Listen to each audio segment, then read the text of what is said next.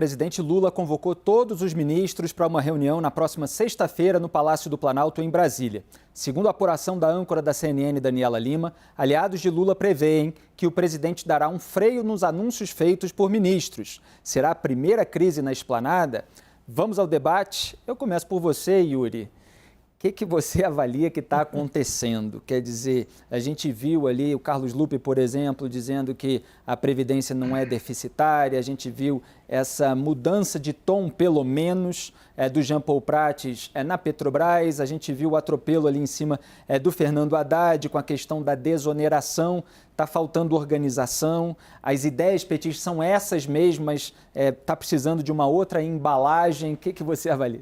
Não, acho que o Sérgio Vale resumiu em uma palavra a mais sintética possível, cacofonia. É isso, que é o que leva, por exemplo, ao que a gente estava falando antes, dessa perda de valor de mercado das estatais, por exemplo, de todas as dúvidas que cercam aí como o governo vai lidar com a questão fiscal e por aí vai. O que é estranho, ou me soa um pouco estranho, é ter em 3 dias, né, a gente está no terceiro dia útil do governo, já ter tido tanto vai e vem. Isso seria mais aceitável ou compreensível se fosse 20 anos atrás, em 2003, com o PT chegando ao governo pela primeira vez ao Palácio do Planalto. E não, é o partido, enquanto partido, que no período democrático mais tempo ficou no Palácio do Planalto. Quer dizer, sabe como funciona o governo. Fato existe uma troca geracional, digamos assim, né? Quais são os ministros repetidos do gabinete de Lula? Se o senhor não está me falhando a memória, são 2. Só Alexandre Padilha e... Quem que é o segundo? Marina, que eu... E a Marina Silva, exato. São os únicos 2 que foram ministros nos 2 primeiros mandatos de Lula. O Lupe foi depois também, na verdade o Lupe também já foi ministro. Então, soa estranho que... Mercadante que foi ministro agora está no BNDES. Agora no BNDES, exato. Pensando nos 37 ministros, você tem 3 repetidos e outros, mas pessoas experimentadas.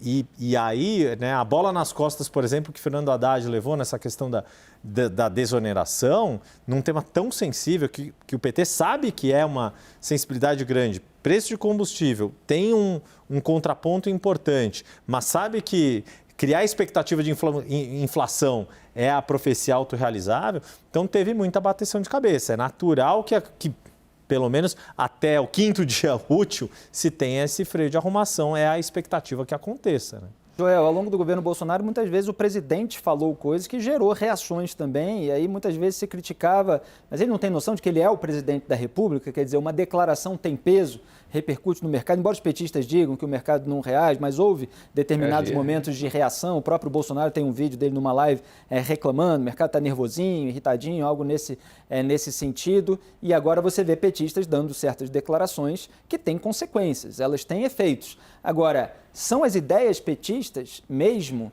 Está faltando organização? É só um problema de comunicação ou o PT está encontrando freios para aquilo que quer fazer?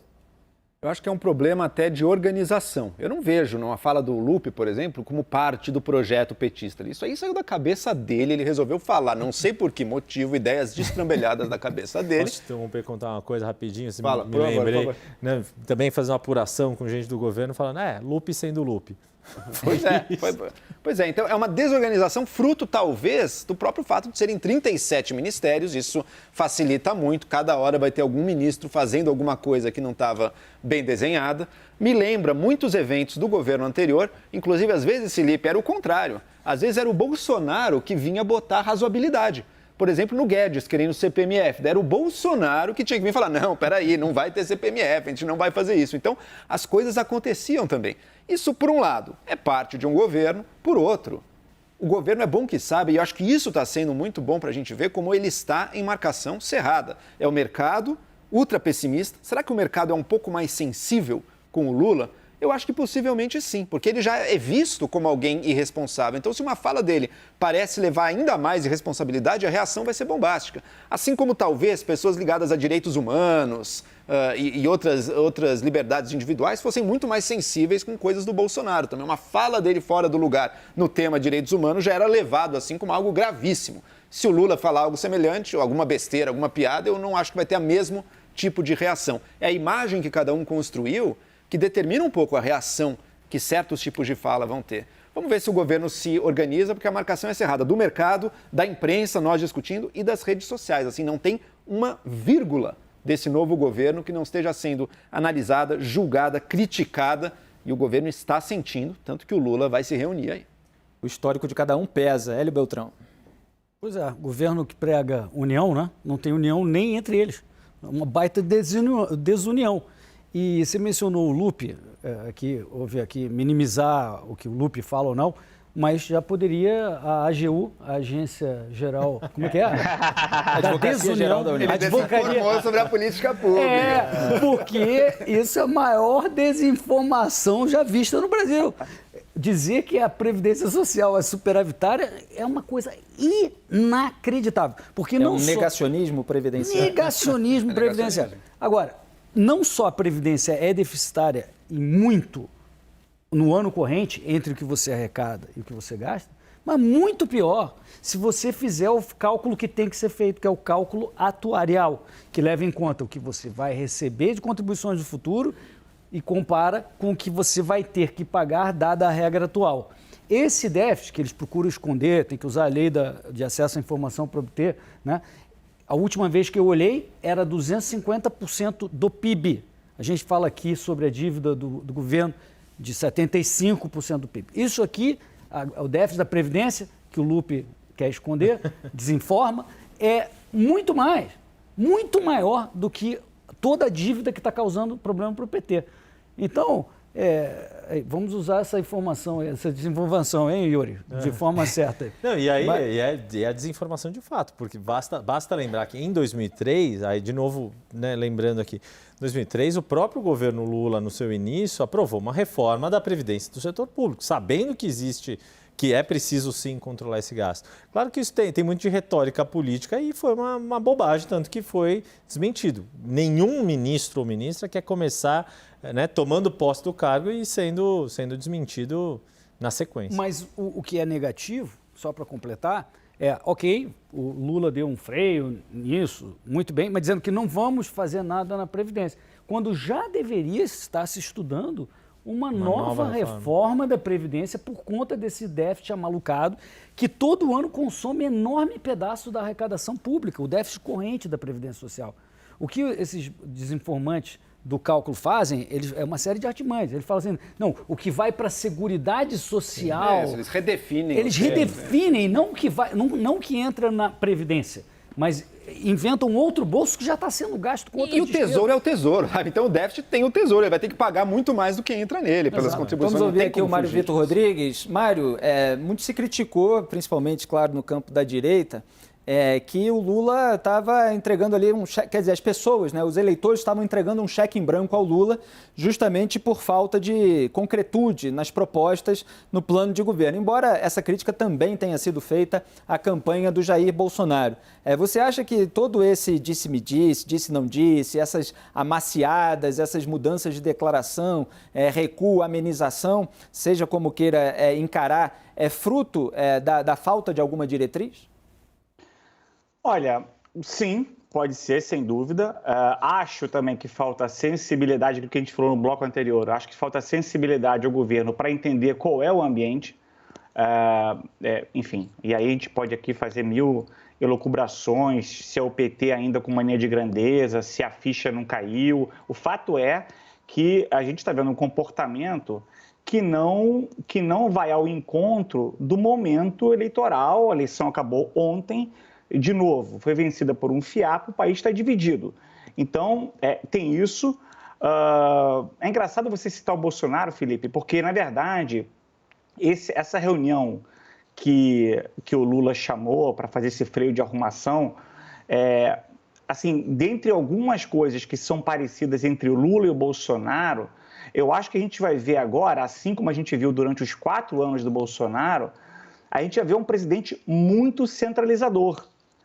Na fala do Rui, que inclusive ao longo da tarde eu discordo, eu li em alguns lugares que o Lupe foi desautorizado. Quando você vai ver a fala direitinho, não se fala que não vai ter nada na Previdência. O que diz não tem nada sendo estudado sobre isso até agora e o que for decidido será pelo presidente Lula. Então, na verdade, eu acho, inclusive, que a reprimenda, né, deveria ter sido, inclusive, mais firme em relação à fala do Lupi. Acho que, sem dúvida, está faltando agora essa organização, essa coordenação, pronto, a palavra é essa. Mas, assim, vai ser difícil, porque, no fim das contas, a imprensa vai perguntar, vai questionar, vai perguntar um Haddad, por exemplo. E eu acho que o problema é esse, eu acho que falta autonomia. Eu acho que o Lula, dessa vez, vai delegar pouquíssimo, vai delegar muito menos do que nos primeiros governos. E isso vai acabar gerando esse desgaste, porque as pessoas acabam falando e aí você vai ter o debate hoje é livre, como o Joel falou mais cedo. A gente está falando hoje de um debate que ele é vivo e ele é descentralizado, as críticas vão chegar. Então, o que eu posso dizer, eu não tenho bola de cristal, mas a minha impressão é que esse momento de veja bem, ele vai durar muito tempo ainda. Não vai ser uma coisa que vai terminar agora com essa reunião, não. Eu acho que essa reunião vai servir para arrefecer um pouco os ânimos. Mas eu acho que daqui para frente, em algum momento, o ministro vai dar uma declaração, vai dizer o que pensa, vai dizer o que acha, enfim. Obrigado, Mário. Eu acho que o ruído ele tende a continuar. O Mário, Joel, só para complementar essa pauta, para a gente passar para a próxima, abordou um ponto interessante. Quer dizer, os ministros não têm autonomia, porque o Lula é centralizador nessa análise, e a gente já viu ele arbitrar em determinadas disputas internas, só que, mesmo sem autonomia, as pessoas acabam dando sua opinião, acabam apontando o caminho que gostariam de seguir se tivessem essa autonomia. Só que o Lula sempre mede a repercussão, se ele sentir que ele pode perder popularidade, ele volta, como aconteceu no caso da desoneração dos combustíveis. Então, o Fernando Haddad tomou uma iniciativa, o Lula sentiu, opa, tem pressão bolsonarista dizendo que eu vou subir a rampa junto com a inflação, isso pode pegar mal, vamos ganhar tempo, então vamos prorrogar essa desoneração. Então, você acha que esses ruídos tendem a persistir ou essa lei da mordaça, como a nossa Tarja colocou, que ele pode colocar nessa reunião, de repente vai conseguir segurar toda essa esplanada? Não, toda não tem a menor chance, né? São 37 pessoas que estão ali, nenhum deles quer ser um mero fantoche para não fazer nada ali, que tem as suas ideias, tem as suas preferências, gostariam de levar para certas coisas, tem a sua ambição, querem ser vistos fazendo um bom trabalho para crescer politicamente, então não há mordaça possível que sirva para todos. Agora, veja que ruim para o governo essa troca do Lula e do Haddad. O Haddad tinha tomado uma decisão de que não ia estender a desoneração. É uma medida impopular, hein? Porque o povo não gosta de gasolina mais cara, mas para os investidores, para o mercado, dizia, poxa, então ele está tomando decisões reais de austeridade aqui, de responsabilidade fiscal. Interessante. Vai lá o Lula e diz, não, na verdade seria tenebroso para a nossa popularidade fazer isso, vamos estender mais alguns meses até por uma questão política. Sem isso o governo afunda no primeiro mês. Ambas as saídas são possíveis, tá? Não é que uma é necessariamente a correta e outra errada, mas o fato de uma ter sido falada pelo ministro e depois o governo fazer outra, tirou a credibilidade do Haddad. Seria muito melhor que ele não tivesse falado nada, então não tivesse criado a expectativa de que ia ter a medida austera, o governo ia seguir, estender mais 2 meses e o Haddad tentaria sinalizar em outros lugares a sua austeridade. Dessa maneira, o Haddad perdeu credibilidade para próximas decisões que ele venha a tomar. Próxima coisa que ele falar positiva, responsável, todo mundo vai pensar, tá bom, mas será que o Lula não vai desautorizar isso aí amanhã e tomar a decisão contrária? E não estarão errados em pensar assim. E ele escolheu justamente para aquele núcleo duro, né, como é o jargão da imprensa, principalmente dos ministérios, pessoas que ele achava que iam se submeter mais tranquilamente aos interesses políticos dele. Essas foram as escolhas e a gente vai ver o que vai acontecer em diante.